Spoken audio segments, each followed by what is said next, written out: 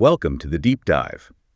We sift through fascinating sources, looking for those surprising nuggets of wisdom that really make you think. And today, we're digging into something pretty fundamental, I think, this age-old question. What if the key to, real joy, real well-being, what if it isn't out there? Right.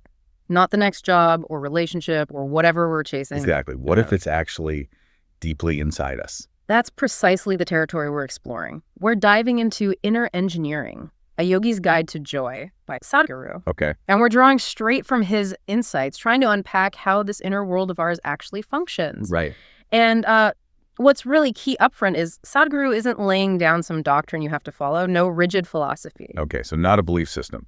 No, he talks about self-transformation and not just like little tweaks here and there. He means a fundamental shift, a dimensional shift, he calls it. Dimensional shift. Yeah, in how you perceive and experience everything, life itself. Wow. Okay, so it's less about polishing the surface and more about changing the very foundation, upgrading the whole operating system, maybe. That's a good way to put it. It's like shifting from seeing life in 2D to experiencing it in, full 3D or beyond. Gotcha. So this deep dive, it's kind of a shortcut to grasping the practical tools, the technologies he offers for inner well-being. Technologies, interesting term. Yeah, technologies for the inner self. The goal is for you to become the architect of your own experience, moving away from that constant struggle for happiness. Which feels like the default mode sometimes. Right, towards just an effortless expression of joy. Because you start really experiencing the limitless nature of who you are. Limitless nature, okay. And what's amazing is how he boils down pretty much all human motivation, everything we strive for. Yeah. He says it comes down to one thing: pleasantness. Pleasantness? Seems simple. Well, think about it. Yeah. Your body feels pleasant. That's health. Very pleasant. That's pleasure. Okay. Your mind feels pleasant. That's peace. Very pleasant. Joy. Right. Emotions pleasant. Love. Very pleasant. Compassion.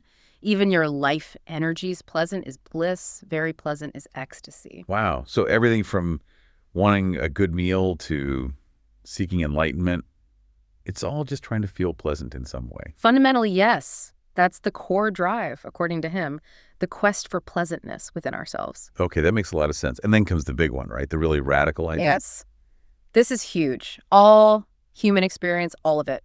Pain, pleasure, joy, misery, agony, ecstasy. Yeah. It only happens inside you. Inside, not caused by the outside world. The trigger might be external, but the experience itself, purely internal. You think you feel someone else's hand when they touch you. Yeah. But you're only ever feeling the sensations in your own hand, your nervous system creating that feeling. Huh. Never quite thought of it like that. So if I feel miserable because someone said something, the misery isn't in their words, it's in my reaction, my internal state. Exactly. It's 100% self-created, which sounds maybe a bit harsh, but the flip side is incredibly empowering. Because if you create the misery, then you hold the power to dissolve it. It originates within you, so the solution must also be within you. Ah, okay. That changes things.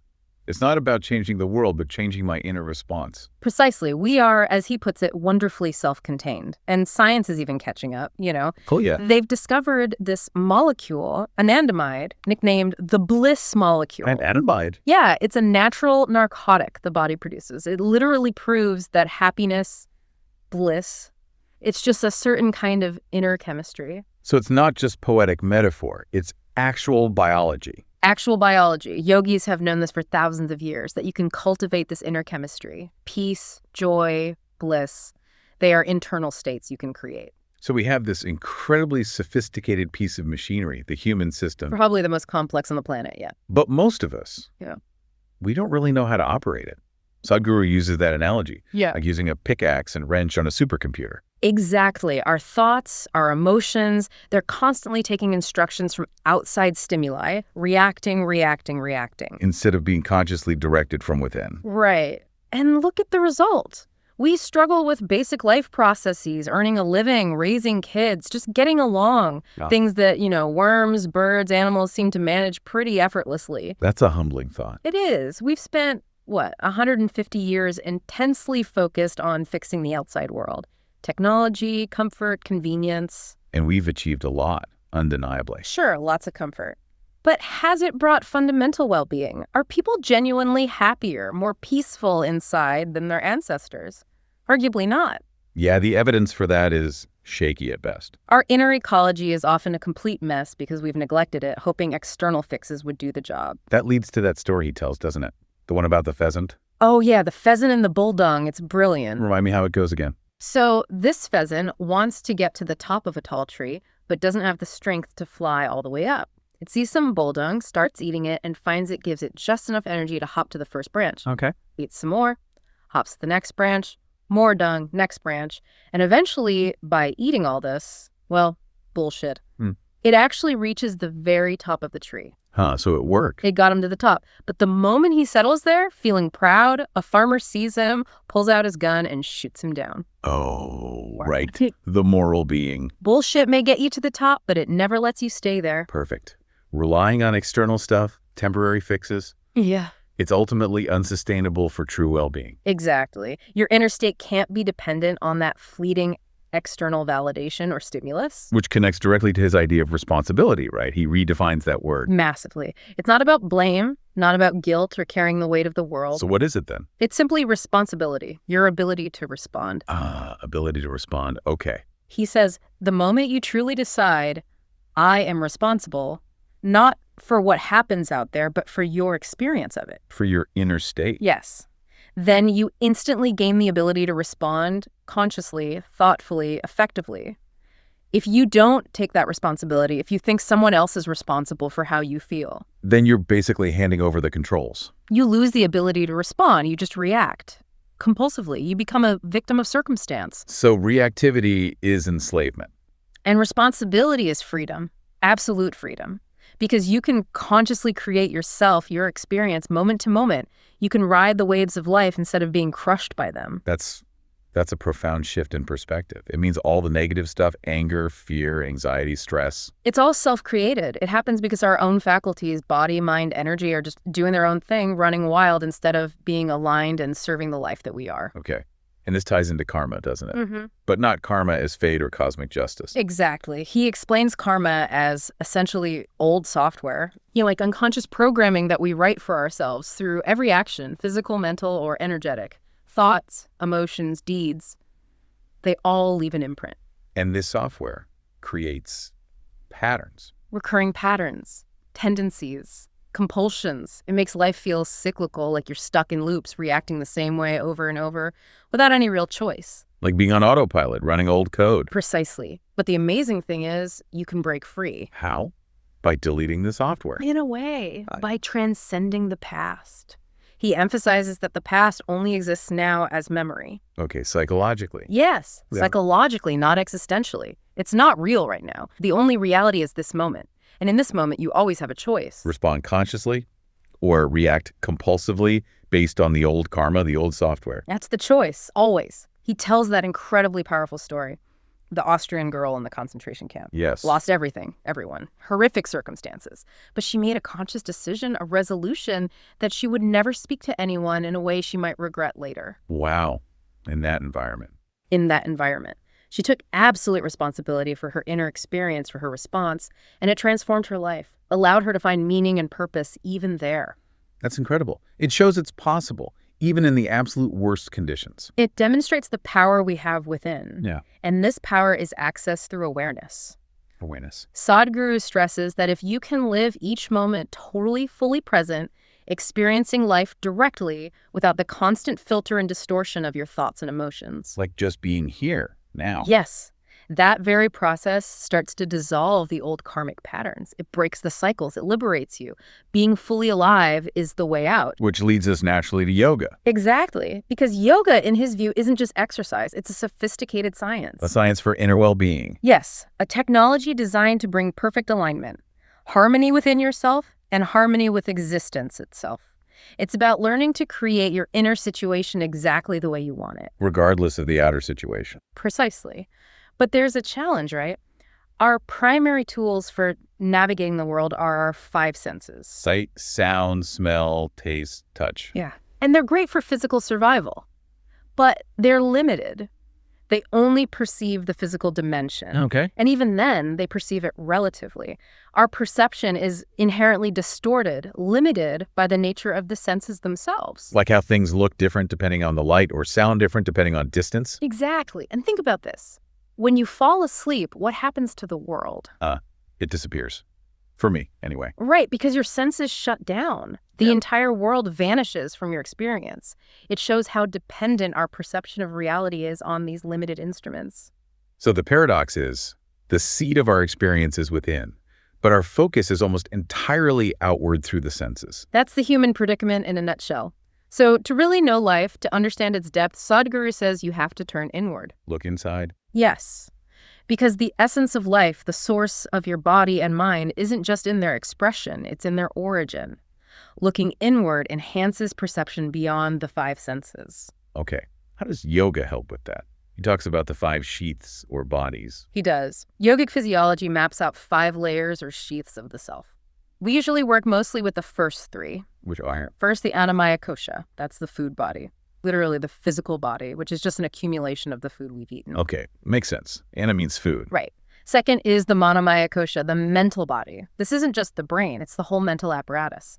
Yogic science says every cell in your body has its own intelligence, its own memory. It's a whole anatomy of the mind. Wow.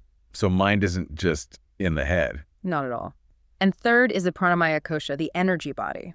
This is crucial. It's the subtle energy system that underlies and animates the physical and mental bodies. Prana, like life force. Exactly. And here's where it gets really transformative. Sadhguru asserts that if you keep your energy body, your Pranamaya Kosha, vibrant and in perfect balance, you can actually prevent most chronic physical and mental diseases from ever manifesting. Really? Even if you have a genetic predisposition? He says genetic memory is not absolute. It's a tendency, not a destiny. By bringing harmony and vitality to your energy body, you can essentially override or mitigate those tendencies. You address the root cause energetically before it becomes a physical or mental illness. That is incredibly empowering, taking health into your own hands at a much deeper level. It really is. And this connects to how he views the physical body itself, not just flesh and bone, but an antenna. An antenna, like for radio waves. Quick of an analogy, just like you adjust a TV antenna to get a clear signal, he says if you hold your physical body in the right posture. Through yoga asanas. Exactly. Right. Through asanas, your body becomes receptive. It aligns its own geometry with the larger cosmic geometry. It becomes capable of receiving the signals of existence, you could say. So asanas aren't just stretching or fitness. They're about tuning the body. Tuning the body, balancing the energy, creating receptivity. It's a very subtle and profound science. And this extends to breath too, right? Pranayama. Definitely. Slowing the breath through yogic practices isn't about, holding your breath till you turn blue. It's not respiratory gymnastics. It's about achieving a certain quality of inner alignment. When the breath becomes slow and effortless, it means your system is in a state of ease and harmony. And that state allows what? It allows you to access deeper layers of knowing, to become more sensitive to the nuances of the atmosphere, the life around you.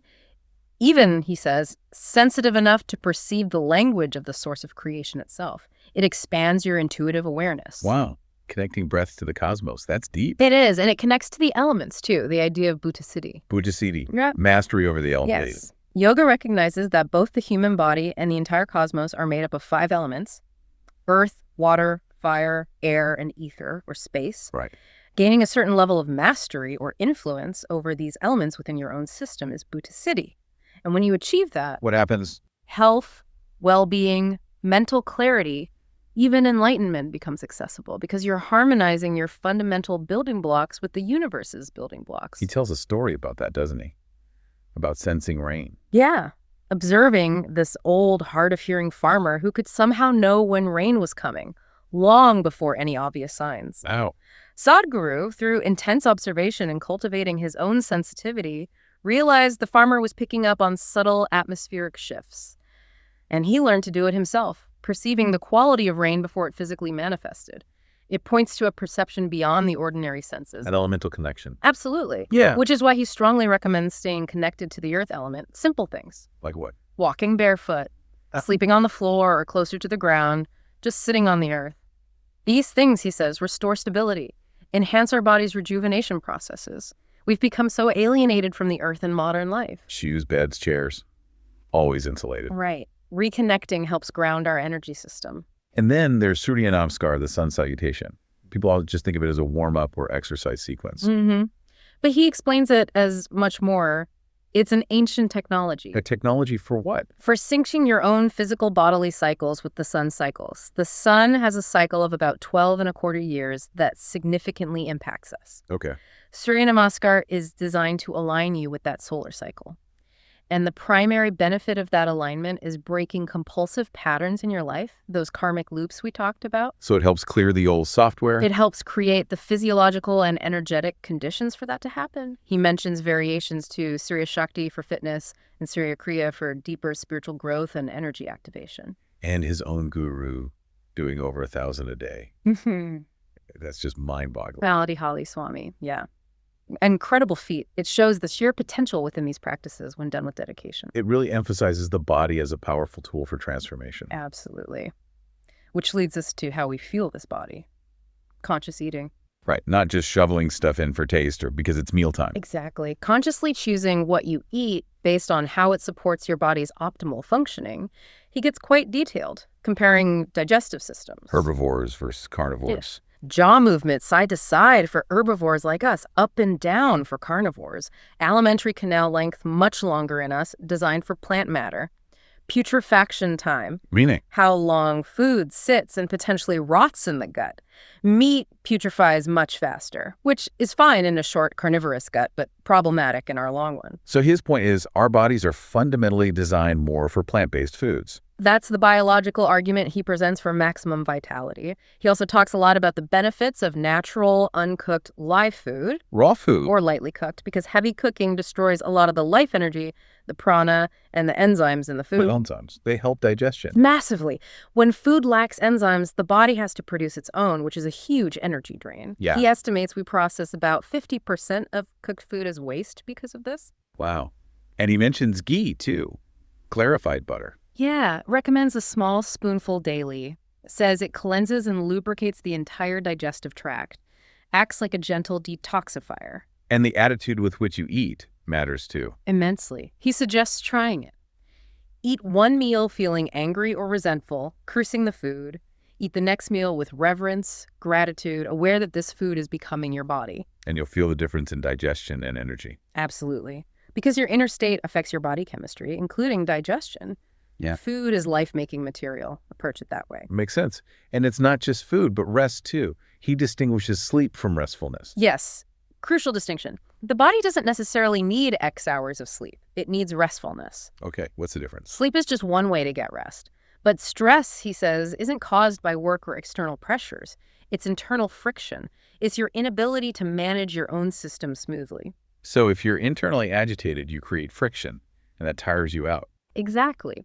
Through inner work, through yoga and meditation, you can learn to stay enthusiastic and relaxed throughout the day. Keep the inner friction low. And if you do that, Your pulse rate naturally drops, your whole system functions more efficiently, and your need for sleep automatically reduces. You feel rested with less actual sleep time because you're more restful while awake. interesting.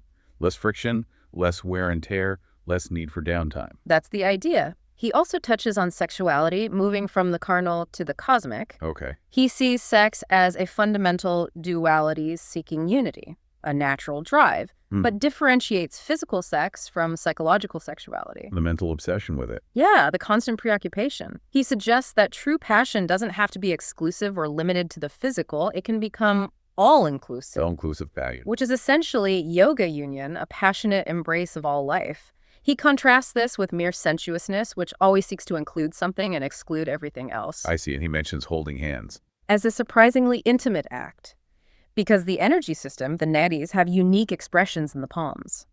Holding hands can create a powerful energetic connection, a sense of union beyond just the physical touch. Huh. Okay.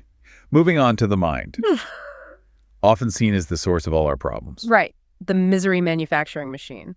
But Sadhguru says it can be a miraculous instrument. If used correctly. If used consciously. He uses that great story, Aristotle and Heraclitus by the ocean. Tablespoon story. Yeah, Aristotle is frantically trying to scoop the entire ocean into a small hole in the sand with a tiny tablespoon. An impossible task. Clearly. And Heraclitus points out, what you're doing with the ocean, you're doing with existence itself. Trying to fit the vastness of the cosmos into the small hole of your head, using those little tablespoons called thoughts. Ouch. So the intellect alone can't grasp reality. Its function is analysis, discrimination. It dissects, it can't grasp the whole. Thoughts, he says, are essentially just recycled data, memory, information you've gathered. Not true intelligence.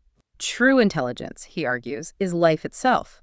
It's the intelligence that makes the cosmos function, that makes your body function without your conscious effort. And there's a deeper dimension of mind. Chitta. Yes, chitta. It's often translated as consciousness, but it's more like the foundational intelligence of your being. It's mind without the contamination of memory, the stuff that connects you to the very basis of creation. Wow. Enhancing your awareness of chitta, not just mental alertness, but pure awareness, allows you to access deeper states, even blissful ones, and potentially tap into what he calls the Akashic dimension. Akashic, like the Akashic records. Sort of like that concept, yeah. A non-physical dimension containing cosmic information. He suggests you can access this information intuitively through heightened awareness, without needing external technology, like ancient yogis seem to do. Accessing the universal cloud directly. Okay. So how do we overcome the things that block this awareness? He talks about identity. Yeah, the grime of identity. Yes. Our intellect, the buddhi, is like a sharp knife meant to discern reality. But it gets sticky. It gets identified with things. I'm a man, I'm a woman, my nationality, my religion, my profession. All these labels. I cling to them. We cling to them.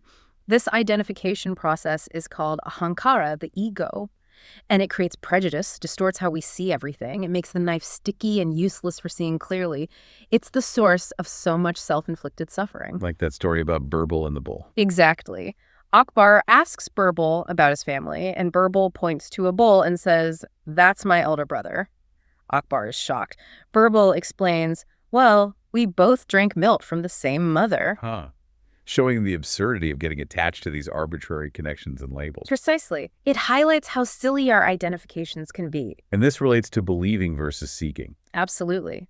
Believing, Sadhguru says, means you assume something you don't actually know from your own experience. It leads to rigidity, closing your mind. I believe this, therefore it's true. Seeking, on the other hand, starts from the realization, I do not know. And that I do not know opens everything up. It creates flexibility, curiosity, a willingness to explore. So spirituality isn't about adopting a belief system. It's a quest, a journey of discovery based on realizing your own ignorance, fundamentally. Which brings us to devotion. He calls it the quickest path. The quickest, yes, but intense. Not for the lily-livered, he says. Why so intense? Is it about blind faith? No, not blind faith or belief in something external. Devotion in this context is about becoming so completely receptive, dissolving all inner resistance, all sense of self, that the divine or existence can just flow through you effortlessly, like breathing. Dissolving the self? Yeah, it's hot, he says, scorching, because it burns away the ego, the limitations, the identities. He uses the example of Akamahadevi. The mystic who disrobed. Yes, to show her utter devotion to Shiva, her complete detachment from worldly identity and norms, she dropped her clothes and walked away naked. A total surrender. Wow, that's extreme. It illustrates the totality of it. And that other Birbal story, too. The one about needing to relieve himself urgently. He compares the profound relief and pleasure of finally letting go of something you desperately need to release to the relief of dropping the burden of ego and identity. Okay, a very earthy metaphor for spiritual liberation. It gets the point across. A true devotee is simply willing to dissolve, to become one with the object of devotion, which is ultimately life itself. Letting go completely. Yeah. And this openness leads to grace. Yes. Grace isn't something you earn or pray for in this view. It's a constantly available force, like gravity. But you need to be receptive to experience it. Devotion creates that receptivity. And consecration. Pratishta, that's related. It is. Consecration is a specific yogic technology. Using life energies, prana pratishta, to transform an ordinary space or object into a vibrant energy field, a place of higher possibility. Like that Dhyanalinga he created. Yeah, exactly. The Dhyanalinga at the Isha Yoga Center is a prime example. It's a space consecrated so intensely that all 7 chakras are energized at their peak within its field. And the effect is? People can become meditative just by sitting there, effortlessly. Regardless of their background or beliefs, the energy of the space itself facilitates that inner state. That's remarkable. Yeah. And the shape, the linga form, is significant. Very. He explains it, and modern cosmology seems to agree, that the ellipsoid or linga shape is the fundamental form in the universe, the core of galaxies, the form from which creation emerges and into which it collapses. It represents a doorway between dimensions. Wow, okay. So all these tools, these perspectives, Yeah. they ultimately point towards what? What's the final goal? The goal isn't just contentment or being a bit happier. The fundamental human longing, Sadhguru says, isn't just for more of what we have.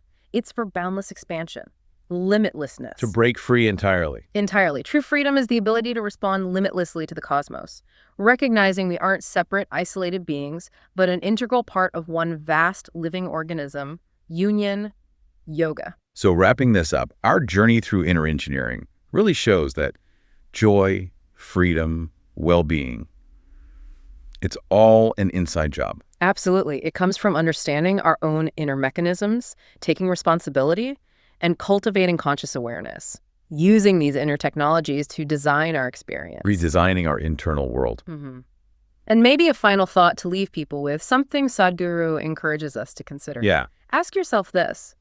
If you were totally alone on this planet, no one to impress, no one to compare yourself with, no external judgment or appreciation at all, what would you truly long for? What would really matter then? That strips away a lot of the usual motivations. It does. And by asking that, really sitting with it, you might start to connect with the genuine longings of the life that you are, rather than just running the old programs, the accumulated karma you think you are. That voyage inward, as he calls It's it. the greatest adventure there is.